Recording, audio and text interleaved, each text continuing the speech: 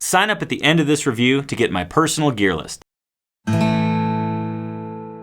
Hey there, Tony Policastro here from the Acoustic Letter, and today we're going to look at a little wonder out of the Gibson Custom Shop, a 1960s Dove. But before we do so, please stick around to the end of the video and sign up for the Acoustic Letter. You will be very, very happy that you did so.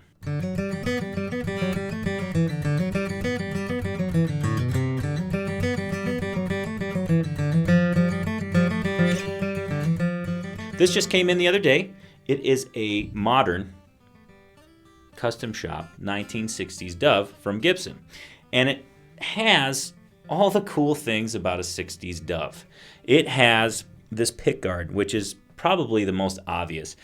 Not only has it got the Dove on it, it's engraved and it's cool in classic Dove fashion, but the color scheme is like, it's just screaming 1960s. Very cool. And speaking of color scheme, on the Sitka Spruce top, we have a beautiful cherry sunburst, which is very akin to the 60s Gibson era stuff. A lot of guitars from the Gibson in the 60s had this particular bright red sunburst finish, and you kind of look at this guitar and think, that's an old looking guitar.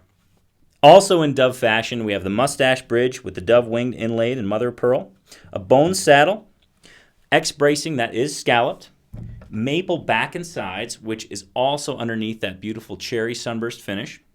The whole body is bound in a cream binding, along with the fingerboard, which is made out of rosewood with split parallelogram inlays done in mother of pearl. We have a much smaller nut width than I'm particularly used to. This nut width is actually 1.5 inches, or 1 8/16 inches, if you want to compare it to an 1 11/16 standard size nut.